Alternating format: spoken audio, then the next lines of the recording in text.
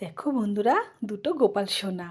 এই দুটো গোপাল সোনা আমার না, আমাদের পাশের বাড়ির একটা দিদির। তারা গেছে বেড়াতে, তো আমার কাছে দুটো গোপাল সোনাকে রেখে গেছে। তো আমার তো খুব আনন্দ, কারণ আমার খুব ভালো লাগে ঠাকুর পুজো করতে। তো গোপাল দুটোকে পেয়ে তো আমি খুব খুশি।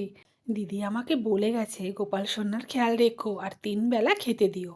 আমি বললাম তোমার অত চিন্তা করতে হবে না, আমি ওদের খুব ভালোভাবে খেয়াল রাখবো। তো আমি সকাল সকাল স্নান সেরে দুটো গোপাল নিয়ে বসে গেছি। এবার গোপালকে আমি স্নান করাবো। তো একটা বড় গোপাল আর একটা একটু ছোট গোপাল। তো দুজনকে জামা খুলে আমি একটা নতুন বাটি কিনেছিলাম, ওই বাটির মধ্যে দুজনকে এক এক করে স্নান করাচ্ছি। তারপরে দুটো গোপাল সোনাকে এক এক করে স্নান করিয়ে আমার কোলে নিলাম।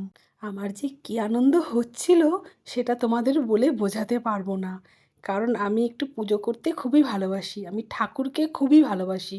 আমি যখন তখন মন্দিরে যাই, ঘরে আমি সব পুজোই করি, কারণ আমার পুজো করতে খুবই ভালো লাগে বন্ধুরা।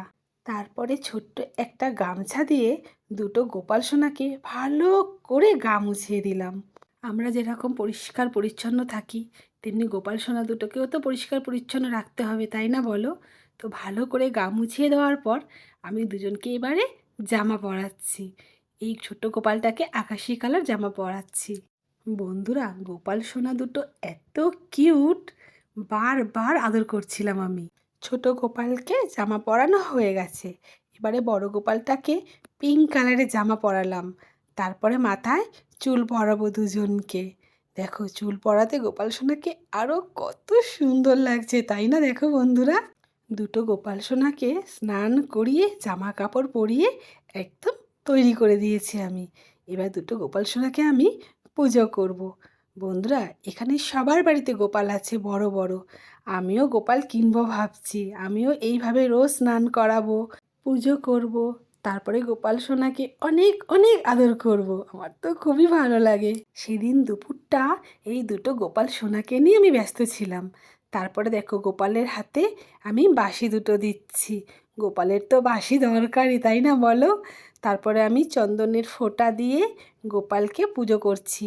গোপাল দুটোকে খেতে দিলাম নকুনদানা, জল, আর তার সঙ্গে আমাদের সিংহাসনেও ঠাকুরকে আমি পুজো করছি। একসাথেই আমি দুটো পুজো করলাম। তো বন্ধুরা, আমার পুজো কমপ্লিট হয়ে গেছে। তো আমার ভিডিওটা কেমন লাগলো তোমরা কিন্তু সবাই কমেন্ট করে জানাবে।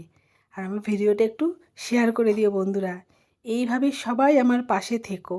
তোমরা সবাই ভালো থেকো, সুস্থ থেকো, এই কামনা করি। তো আজকের মতন টাটা বন্ধুরা।